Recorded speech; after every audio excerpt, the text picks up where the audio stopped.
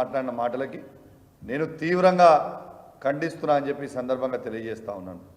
ఇలా ఒకటే అడుగుతున్నా దానం నాగేందర్ గారిని, మీరు మీ స్థాయి తగ్గట్టు మాట్లాడితే మంచిగుంటుంది, మీ స్థాయి మర్చిపోయి మీరు మాట్లాడడం మంచి పద్ధతి కాదని చెప్పి నేను దానం నాగేందర్ గారు కూడా విజ్ఞప్తి చేస్తూ ఉన్నాను. ఒకటే అడుగుతున్న దానం నాగేందర్ గారిని, మీరు 22 జూన్ 2018 నాడు మీరు కాంగ్రెస్ పార్టీకి రాజీనామా చేసి బీఆర్ఎస్ పార్టీలో చేరిన నాడు మీరు చెప్పిన జవాబు ఏంటిది? మీరు ఆ రోజు మాట్లాడిన మాటలు ఏంటిది? మీరే మాట్లాడారు కదా ఆ రోజు, ఏమని మాట్లాడారు మీరు ఆ రోజు? కాంగ్రెస్ పార్టీ అనేది తీవ్రమైన అన్యాయం చేస్తుంది అనేది దానం నాగేందర్ గారు ఆ రోజు మాట్లాడి బీఆర్ఎస్ పార్టీలో చేరి కేసీఆర్ గారి దయ వల్ల ఎమ్మెల్యేగా గెలిచి 2 సార్లు మళ్ళా ఇలా కేసీఆర్ గారిని కేటీఆర్ గారిని విమర్శించే స్థాయిని ఇది అయిపోయిందా? దానం నాగేందర్ గారు నేను చెప్పిన మాటలు కాదు ఇవి. మీ ముఖ్యమంత్రి అయిన రేవంత్ రెడ్డి గారు నేను ఏమని తిట్టిరో ఒకసారి నువ్వు చూసుకున్నావా? అసలు నీకు సిగ్గు శరము లజ్జ మానం నీకేమైనా ఉన్నదా? రేవంత్ రెడ్డి గారు చెప్పారు, నేనన్న మాటలు కాదు ఇవి. రేవంత్ రెడ్డి గారు ఏమన్నారు? పంజగుట్ట చౌరస్తాలో దివాన్షి దగ్గర బీడీలు అమ్ముకునేటోడు దానం నాగేంద్ర అన్నాడు. మరి నేను ఒక్కటే అడుగుతున్నా, నీ బీడీలు అమ్ముకునేటోనివి నువ్వు, మరి ఇన్ని వేల కోట్ల రూపాయలు నువ్వు ఎట్లా సంపాదించినావు? ఇలా హైదరాబాద్లో నీకంటే ఎక్కువ హరాస్మెంట్ చేసేటోడు కూడా ఉన్నాడా? ఇలా బిడ్డ నువ్వు చేసిన కబ్జాలు, నువ్వు ఇబ్బంది పెట్టిన నీ బాధ్యతలు చాలామంది నాకు అప్రోచ్ అయ్యారు. నీ సంగతి, నువ్వు చేసిన అవినీతి, నువ్వు చేసిన ల్యాండ్ కబ్జాలు, నువ్వు ఇప్పుడు ఇల్లు కట్టుకున్న ఇల్లు దగ్గర పక్కన ల్యాండ్ వాళ్ళని ఎంత ఇబ్బంది పెట్టినావో, అసలు ఏడ కట్టినో నీ అక్రమాలు కూడా మొత్తం కూడా త్వరలోనే బయట పెడతాము. నువ్వు సంపాదించిన అక్రమ సొమ్ముని ఖచ్చితంగా బయట పెడతాము. నీకు అంత రేషం ఉంటే, నీకు నిజంగా అంత రేషం ఉంటే కేసీఆర్ కేటీఆర్ గారు పెట్టిన భిక్షకి నీ ఎమ్మెల్యే పదవికి రాజీనామా చేసి మళ్ళీ పోటీ చేయరాదా? నీకు అంత దమ్ముంటే ఎందుకు భయపడుతున్నావు? నీకు దమ్ము ధైర్యం ఉంటే, నువ్వు మొగోనివే అయితే నీకు చెప్తున్నా, రాజీనామా చేయరి. దానం నాగేందర్తో పాటు 9 మంది పార్టీస్ పెట్టిన వేళ ప్రతి ఎమ్మెల్యేలు రాజీనామా చేసి మళ్ళీ పోటీ చేయండి. మీ సంగతి ఏందో ప్రజలు చెప్తారు. ఇలా అమ్ముడు వేయటోళ్ళు మీరు, నువ్వు మాట్లాడేటోనువా? ఇలా నేను ఒక్కటే చెప్తున్నా, మన బీఆర్ఎస్ పార్టీ కార్యకర్తలు అందరూ కూడా ఎవరు అధైర్యపడాల్సిన అవసరం లేదు. ఖచ్చితంగా ఇలా నాలాంటి ఎమ్మెల్యేలు మేమందరం కూడా మీ అందరి కృషితోని కేసీఆర్ గారి నాయకత్వంలో గెలిచిన వాళ్ళం. మీకు మాటిస్తా ఉన్నాం, ఇట్లాంటి అమ్ముడు పోయే ఎమ్మెల్యేలు ఎవరున్నా కూడా మనం అధైర్యపడాల్సిన అవసరం లేదు. మనకి బలమైన నాయకత్వం కేసీఆర్ గారు ఉన్నారు, కేటీఆర్ గారు ఉన్నారు, హరీష్ రావు గారు ఉన్నారు. వాళ్ళ నాయకత్వంలో అద్భుతంగా మళ్ళా మనము అధికారంలోకి వస్తాము. మీ అందరి మీకు అవసరం ఉన్న రోజు ఖచ్చితంగా మేము అందరం కూడా నీకు అండగా నిలబడతామని చెప్పి బీఆర్ఎస్ పార్టీ కార్యకర్తలకు మేము చెప్తా ఉన్నాం. పార్టీతో నడుస్తా తప్పితే ఈ పోయిన ఎమ్మెల్యేలతో మాకు ఏ మాత్రం కూడా ఫరక్ పడేది ఏమీ లేదు. వేలాది మంది జెడ్పీటీసీలు, ఎంపీపీలు, లక్షలాది మంది బీఆర్ఎస్ పార్టీ కార్యకర్తలు, వందలాది మంది మాజీ ఎమ్మెల్యేలు, వందలాది మంది మాజీ ఎంపీలు, వందలాది మంది మున్సిపల్ చైర్మన్లు, కౌన్సిలర్లు మస్తు మంది ఉన్నాం మన పార్టీలో.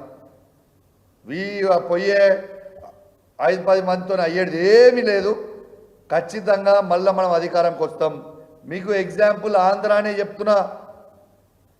2019లో వైఎస్ఆర్సీపీ గెలిచిన నాడు తెలుగుదేశం పార్టీకి కేవలం 23 ఎమ్మెల్యేలు మాత్రమే ఉండే. దాంట్లో కూడా 5-10 మంది అప్పుడు జాయిన్ అయితే తెలుగుదేశం పార్టీలో కేవలం 13 మందో 15 మందో ఎమ్మెల్యేలు మాత్రమే మిగిలిరు. కానీ మొన్న అయిన 2024 ఎలక్షన్లలో 164 సీట్లు టీడీపీ గెలిచింది. 11 సీట్లకి వైఎస్ఆర్సీపీ దిగిపోయి. ఖచ్చితంగా మళ్ళా వచ్చే అసెంబ్లీ ఎలక్షన్లు ఎప్పుడైనా కూడా మళ్ళా కేసీఆర్ గారు ఈ తెలంగాణ రాష్ట్రానికి ముఖ్యమంత్రి కాబోతా ఉన్నారు. 119 సీట్లలో ఖచ్చితంగా మళ్ళా మనం 110 సీట్లు గెలుస్తాము, రాసి పెట్టుకోండి అని చెప్పి సందర్భంగా తెలియజేస్తా ఉన్నాను. కాబట్టి ఎవరు తొందరపడి నిర్ణయాలు తీసుకోకర్రి. మీరు తీసుకొని పోతే మీరే ఇబ్బంది పడతారు ఫ్యూచర్లో తప్పితే దీంట్లో అయ్యేదేం లేదు. ఇవాళ ఇప్పుడు మీరు నిన్న చూడొచ్చు కర్ణాటకలో కాంగ్రెస్ పార్టీ ముఖ్యమంత్రి సిద్దిరామయ్య గారు స్టేట్మెంట్ ఇచ్చారు. బీజేపీ పార్టీ 50 కోట్లు ఎమ్మెల్యేలకు ఆఫర్ చేస్తున్నారు రమ్మని చెప్పి అని ఇచ్చిరని కాంగ్రెస్ పార్టీ ముఖ్యమంత్రి స్టేట్మెంట్ ఇచ్చారు. మరి ఇక్కడ కాంగ్రెస్ పార్టీ ముఖ్యమంత్రిని నేను అడుగుతా ఉన్నా, ఆడ మీ ముఖ్యమంత్రి ఏమో బీజేపీ పార్టీ వాళ్ళు 50 కోట్ల రూపాయలు ఇచ్చిరని చెప్తా ఉన్నారు. మరి మీరు ఎన్ని కోట్ల రూపాయలు ఇచ్చి మా ఎమ్మెల్యేలను కొనుక్కుంటుర్రీడా? యావత్ తెలంగాణ ప్రజలందరూ కూడా దీని జవాబు కోసం వెయిట్ చేస్తూ ఉన్నారు. నీకు ప్రజలు రేవంత్ రెడ్డి గారు మీకు ప్రజలు పూర్తి స్థాయిలో మెజార్టీ ఇచ్చిర్రు. మీరు గవర్నమెంట్లో ఉన్నారు. మీరు ప్రామిస్ చేసిన 6 గ్యారెంటీలని ఎట్లా ఇంప్లిమెంటేషన్ చేయాలని ఆలోచన చేయరు. మీరు సంపాదించిన అక్రమ సొమ్ముతోని ఈ ఎమ్మెల్యేలను కొనుక్కుంటే ప్రజలు మొత్తం కూడా గమనిస్తూ ఉన్నారు. ఖచ్చితంగా మీరు తీవ్రమైన పరిణామాలు ఫ్యూచర్లో ఎదుర్కొంటారని ఖచ్చితంగా నేను హెచ్చరిస్తూ ఉన్నానని చెప్పి ఈ ముఖ్యమంత్రి గారిని కూడా హెచ్చరిస్తూ ఉన్నాను. ఇవాళ మీరు ప్రజల సమస్యలు పట్టించుకోకుండా ప్రజలందరూ కూడా మీరు ఇచ్చిన 6 గ్యారెంటీలు ఎప్పుడు ఇస్తారని ఎదురు చూస్తుంటే మీరు అది చూడకుండా దీనికి ఎమ్మెల్యేలను కొనుక్కోవడం, ఎమ్మెల్యేలకి కోట్లాది రూపాయలు ఇచ్చి కొనుక్కుంటే ప్రజలు ఎవ్వరు కూడా మిమ్మల్ని హర్షిస్తలేరు. ఎస్, ప్రజలందరూ వేచి చూస్తున్నారు. రేవంత్ రెడ్డి గారు మహిళలకి మీరు 2500 ప్రతి మహిళకి ఇస్తా అన్నారు. 18 ఏళ్ళు వయసు నిండిన ప్రతి మహిళకి 2500 రూపాయలు ఇస్తా అన్నారు. అది ఎప్పుడు ఇస్తారు అని వేచి చూస్తూ ఉన్నారు. ఇలా తాతలవ్వలు కూడా 2000 నుంచి 4000 రూపాయల పెన్షన్ ఎప్పుడు చేస్తామని వేచి చూస్తూ ఉన్నారు. వికలాంగుల పెన్షన్ 4000 నుంచి 6000 రూపాయలు ఎప్పుడు చేస్తామని వేచి చూస్తూ ఉన్నారు. ఇలా గ్యాస్ సిలిండర్ సబ్సిడీ కూడా ఎవరికి కూడా పడతలేదు, ఎప్పుడు చేస్తామని చేసి చూస్తూ ఉన్నారు. ఇలా అదేవిధంగా ఇలా రైతు భరోసా ఎప్పుడు వేస్తావు, ఆల్రెడీ వాళ్ళది అయిందని దానికోసం వేచి చూస్తూ ఉన్నారు. ఇవన్నీ చేయకుండా ఎమ్మెల్యేలను కొనుక్కోవడం ఏంది? దీనికి ఖచ్చితంగా నేను చెప్తా ఉన్నా, నీకు రాబోయే కాలంలో తీవ్రమైన పరిణామాలు మీరు ఖచ్చితంగా ఎదుర్కొంటారని చెప్పి తెలియజేస్తూ, మీరు 101% మీరు ఇంప్లిమెంట్ చేయాల్సింది ఏది కూడా ఇంప్లిమెంట్ చేయకుండా అసలు మీరు గవర్నమెంట్కి వచ్చి ఇప్పుడు దాదాపు 7-8 నెలలు అయిపోతుంది. అసలు మీరు ఏమన్నా మీ అడ్మినిస్ట్రేషన్ మీద కాన్సన్ట్రేషన్ ఉన్నదా? ఏ ఒక్క దాని మీద మీరు కాన్సన్ట్రేట్ చేస్తున్నారా? ఒక్కసారి మీ గుండె మీద చేసుకొని మీరు ఆలోచించాలని మీకు విజ్ఞప్తి చేస్తూ ఉన్నాను. ఇలా దీంతో పాటు ఇలా ఒక్కటే అడుగుతా ఉన్నాను, ఇలా విద్యార్థులు మొత్తం కూడా రోడ్ల మీద ఎక్కి ఇలా డిఎస్సిని పోస్ట్పోన్ చేయమని కోరుతా ఉన్నారు. ఆ డిఎస్సిని పోస్ట్పోన్ చేస్తే మీకు నొచ్చేదేంది? మీకు నొస్తున్నదేంది? మీకు అయ్యే నష్టం ఏంటిది? విద్యార్థులు ఇంకా మంచిగా ప్రిపేర్ అయ్యి మేము చేస్తాము, ఎందుకంటే ప్రిపరేషన్కి మాకు టైం లేదు, మేము ప్రిపేర్ అయ్యి చేస్తామని చెప్తుంటే మీరు ఎందుకు పోస్ట్పోన్ చేస్తలేరు? మీ ఇంట్రెస్ట్ ఏంటిది?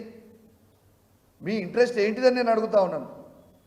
ఖచ్చితంగా వాళ్ళందరి పక్షాన నేను డిమాండ్ చేస్తూ ఉన్నాను, వెంటనే మీ నిర్ణయం తీసుకొని డిఎస్సిని పోస్ట్పోన్ చేసి ఆ విద్యార్థులకి ప్రిపేర్ అయ్యే టైం ఇవ్వాలని నేను బీఆర్ఎస్ పార్టీ శాసనసభ్యునిగా కేసీఆర్ గారి నాయకత్వంలో డిమాండ్ చేస్తున్నా అని చెప్పి సందర్భంగా తెలియజేస్తా ఉన్నాను.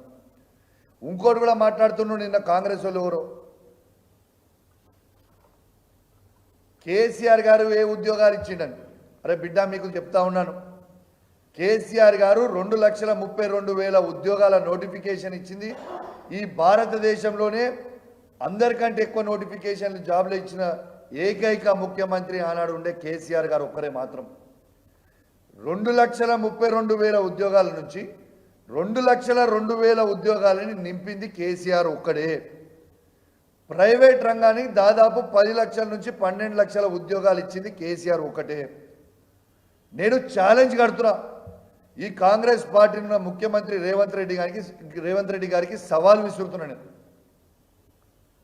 మీరు కేసీఆర్ గారు ఇచ్చిన కంటే ఎక్కువ ఉద్యోగాలు ఇచ్చిన ఏ ఒక్క కాంగ్రెస్ పార్టీ పరిపాలిస్తున్న రాష్ట్రం కానివ్వండి, బీజేపీ పరిపాలిస్తున్న రాష్ట్రం కానివ్వండి, ఒక్క రాష్ట్రం కూడా మీరు చూపియండి. నా పదవికి నేను రాజీనామా చేస్తా, లేకుంటే మీ పదవికి మీరు రాజీనామా చేస్తారా? This is the fact. ఆనాడు మీరు అన్ని మిస్గైడ్ చేసి మీరు గ్రూప్ 1 ఎగ్జామ్లకు కూడా 1:50 కాదు 1:100 చేయాలని మీరు ఆ రోజు అసెంబ్లీ సాక్షిగా బట్టి విక్రమార్క గారు ఆ రోజు మాట్లాడారు. ఇవాళ మీరు రిజల్ట్స్ రిలీజ్ చేస్తే 1:50 చేసిరు. ఇది ఎంతవరకు కరెక్ట్ అని నేను అడుగుతా ఉన్నాను. మీరు రాహుల్ గాంధీ గారేమో మన రాజ్యాంగం బుక్ పట్టుకొని మేమేమో ఫిరాయింపుల మీద ఖచ్చితంగా ఒక చట్టం చేస్తామని చెప్పి రాహుల్ గాంధీ గారి ఫిరాయించిన వాళ్ళ మీద ఆయన్నే వీసి కనుగప్పి సెకండ్ ఇస్తా ఉన్నాడు. ఎంత సిగ్గు చేయటండి. మరొక్కసారి చెప్తున్నా, దానం నాగేందర్ గారు మీరు నోటికి వచ్చినట్టు మాట్లాడకండి, ఇది మంచి పద్ధతి కాదు. దానం నాగేందర్ గారు మీరు స్వయంగా కేటీఆర్ గారి కాలు మొక్కింది నా ముంగట్నే కదా దానం నాగేందర్ గారు. అవన్నీ మర్చిపోయారానే? అందుతే కాలు లేకుంటే జుట్టు అనడము మంచి పద్ధతి కాదు. ఇలా నీకు కూడా చెప్తా ఉన్నాను, నువ్వు సంపాదించిన అక్రమ సొమ్ముని, నువ్వు హైదరాబాద్లో పెట్టిన ల్యాండ్ కబ్జాలని అన్నీ కూడా బయట పెడతాము, గ్యారెంటీగా బయట పెడతాము. నువ్వు కేటీఆర్ గారిని విమర్శించే స్థాయి నీది కాదు.